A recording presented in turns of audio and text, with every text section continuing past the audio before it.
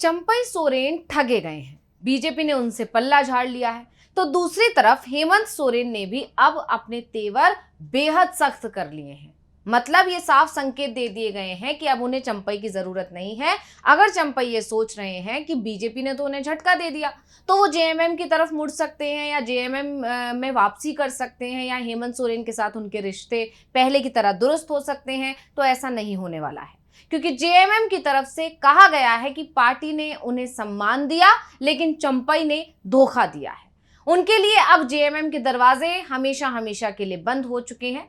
चंपई की बढ़ती मुसीबतों पर ही आज की स्पेशल रिपोर्ट में हम बात करेंगे। नमस्कार, मैं हूं अंशिता। तो ये सवाल जो कई दिनों से उठ रहा था कि जो चंपई सोरेन कहीं ना कहीं उन्होंने खुलकर बगावत नहीं की, लेकिन उनका जो लंबा चौड़ा पोस्ट था उसने ये साफ कह दिया था कि चंपई सोरेन अब जो है जेएमएम से दूरी बना सकते हैं। लेकिन जिस उत्सुकता के साथ, जिस उम्मीद के साथ चंपई सोरेन दिल्ली गए थे, वहां वैसा कुछ हो नहीं पाया। हालांकि उनकी झल्लाहट जो है साफ साफ नजर भी आ गई उनके उस बयान में जिसमें उन्होंने कहा चश्मा बनवाने गया था, दिल्ली क्या गया, हंगामा मच गया। तो उस बयान के बाद ये साफ हो गया था कि चंपई सोरेन की उम्मीदों पर पूरी तरह पानी फिर गया है। इसके बाद से कई लोग ये बात कर रहे थे कि क्या अब चंपई सोरेन और हेमंत सोरेन एक बार फिर साथ आ सकते हैं? क्या चंपई सोरेन के लिए हेमंत सोरेन का दिल पिघल जाएगा? तो इन तमाम अटकलों को जेएमएम की तरफ से अब खारिज कर दिया गया है। तो चंपई सोरेन चश्मा बनवाने के लिए जब झारखंड से दिल्ली आए थे तो जेएमएम छोड़ने की बात तक कह दी थी। 3 विकल्प बताए थे। पहला था राजनीति से संन्यास लेना, दूसरा नई पार्टी बनाना और तीसरा किसी दल में शामिल हो जाना। उन्होंने साफ साफ लिखा था कि अगर कोई साथी मिलेगा तो उसके साथ चले जाएंगे, आगे की राह उसके साथ तलाशेंगे। चंपई ने 3 में से एक विकल्प चुन लिया है, फाइनल है। कह रहे हैं राजनीति से संन्यास नहीं लेंगे, राजनीति में तो बने रहेंगे। अब बचते हैं 2 विकल्प, नई पार्टी बनाएंगे या किसी दल में शामिल हो जाएंगे। वैसे एक विकल्प जहां है वहीं रहने का भी है, लेकिन अब झारखंड के सीएम हेमंत सोरेन ने इस विकल्प को पूरी तरह से खत्म कर दिया है। चंपई को जेएमएम ना तो निकालेगा और ना ही कोई जिम्मेदारी दी जाएगी। जेएमएम की नजर में चंपई अब विभीषण बन गए हैं। अगर साथ में रहे तो बड़ा नुकसान करेंगे, इसलिए दूरी बनाना ही सही समझा जा रहा है। ये बेहतर है कि चंपई खुद ही जो अलग हुए वो अब अलग ही रहें। तो ऐसे में सवाल उठ रहे हैं कि क्या चंपई का राजनीतिक करियर खत्म होने वाला है? क्या चंपई की मुसीबतें अब बढ़ने वाली हैं? क्या चंपई की स्थिति वही होगी, ना घर का ना घाट का? तो ये सवाल जो है अब सियासी गलियारों में उठ गए हैं। तो ऐसे तमाम कयास क्यों लगाए जा रहे हैं, इसे समझना भी जरूरी है।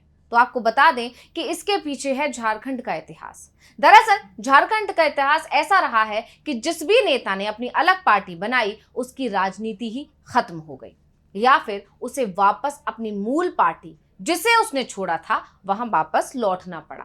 अब चंपई भी उसी रास्ते पर चलते दिख रहे हैं, जिस रास्ते पर झारखंड में बाबूलाल मरांडी जैसे नेता चल चुके हैं।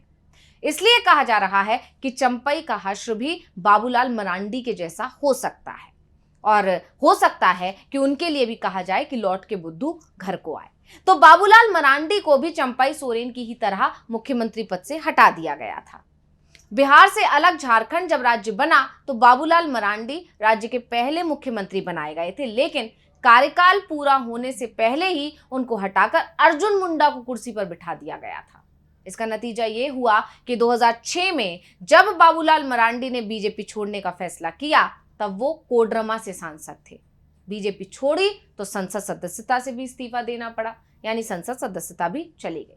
इसके बाद 2006 में जब कोडरमा सीट पर उपचुनाव हुए तो बाबूलाल निर्दलीय लड़े और जीत भी गए।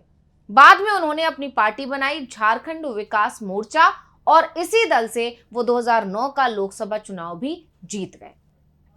बाबूलाल मरांडी लोकसभा चुनाव तो जीते, लेकिन उनकी पार्टी विधानसभा में कोई करिश्मा नहीं दिखा पाई। 2014 में बाबूलाल मरांडी खुद विधानसभा का चुनाव भी हार गए। उनकी पार्टी के अधिकांश विधायक बीजेपी में चले गए। यानी जब वो निर्दलीय लड़े तो जनता ने बाबूलाल मरांडी को तो पसंद किया, लेकिन बाबूलाल मरांडी की जो पार्टी थी या बाबूलाल मरांडी के अलावा जो दूसरे उम्मीदवार थे उन पर जनता भरोसा नहीं जता पाई। यानी कहा जा सकता है कि बाबूलाल मरांडी अपने चेहरे पर चुनाव जीत सकते थे, लेकिन उनके चेहरे पर कोई और नहीं जीत पाया। बाबूलाल मरांडी को खुद को या अपने उम्मीदवारों को आगे दोबारा से आगे बढ़ाने के लिए किसी एक बड़ी पार्टी की जरूरत थी। और ये देखने को मिला जब बाबूलाल मरांडी विधानसभा में बाबूलाल मरांडी की पार्टी कोई करिश्मा नहीं दिखा पाई। और ये देखने को मिला जब बाबूलाल मरांडी की पार्टी विधानसभा चुनाव में कोई करिश्मा नहीं कर पाई थी। थक हार कर बाबूलाल मरांडी के पास जब कोई ऑप्शन नहीं बचा तो उन्होंने 2020 में अपनी पार्टी का बीजेपी में विलय करा दिया।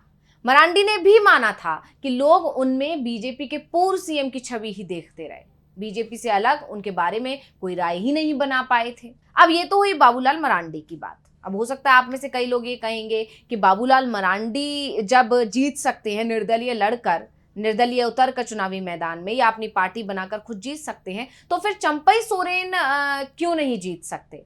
तो इसका भी जवाब हम आपको आगे देते हैं। तो आपको बता दें कि चंपई सोरेन के मामले में तो एक और भी दिक्कत है, उनका सरनेम भी सोरेन है। ऐसे में उन्हें जेएमएम से अलग होकर बिल्कुल नहीं देखा जाएगा। जो लोग चंपई का समर्थन करते हैं वो लोकसभा चुनाव में चंपई को भले ही वोट दे दें, लेकिन विधानसभा चुनाव में चंपई समर्थक भी जेएमएम के साथ ही जा सकते हैं।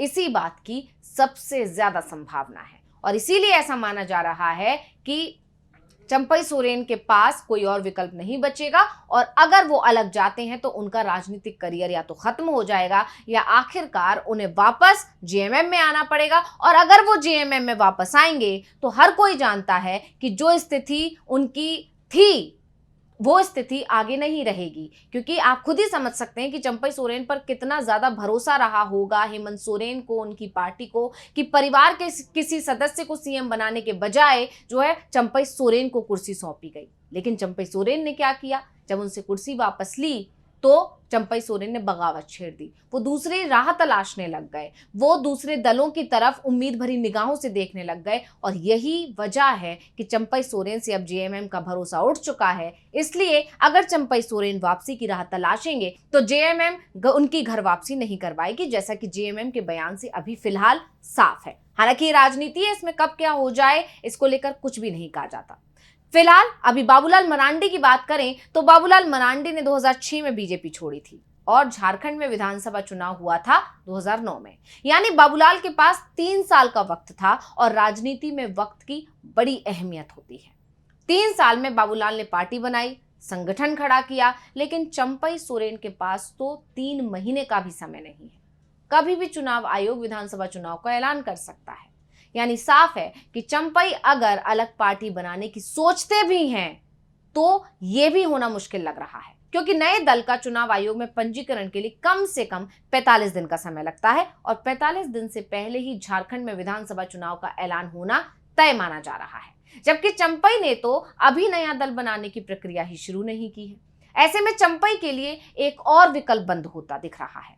अब उनके सामने सिर्फ बचता है एक विकल्प और वो है किसी दल में शामिल हो जाएं या फिर तो निर्दलीय चुनाव लड़ें। दूसरी तरफ बीजेपी को चंपई से बड़ा फायदा होता नहीं दिख रहा है। जेएमएम ने चंपई के लिए रास्ते बंद कर दिए हैं। हेमंत सोरेन ने चंपई के करीबी विधायकों को अपने पाले में कर लिया है। चंपई ने अपने साथ 7 विधायकों के होने का दावा किया था, लेकिन अब वो अकेले ही खड़े दिखाई दे रहे हैं। बीजेपी को भी चंपई को अपने पाले में लेने का फायदा नहीं दिख रहा है। ज्योतिरादित्य सिंधिया की तरह चंपई अपने 7 विधायकों का समर्थन हासिल नहीं कर पाए, इसलिए बीजेपी चंपई को बड़ा ऑफर नहीं दे रही है। पहले बीजेपी में शामिल होने के संकेत देने वाले चंपई अब अलग पार्टी की बात कर रहे हैं। यानी साफ हो गया है कि चंपई सोरेन अब अपने ही जाल में फंस गए हैं। बीजेपी पर उन्होंने जो भरोसा किया था और बीजेपी के भरोसे जो कदम उन्होंने उठाए थे, उसे लेकर अब उन्हें भविष्य में सिर्फ पछतावा ही होने वाला है, क्योंकि बीजेपी ने तो चंपई को धोखा ही दे दिया है। तो इस रिपोर्ट को लेकर आपका क्या कहना है, हमें कमेंट करके अपनी राय जरूर दीजिएगा। इसी के साथ मुझे दीजिए इजाजत। देखते रहिए डीवी लाइव। नमस्कार।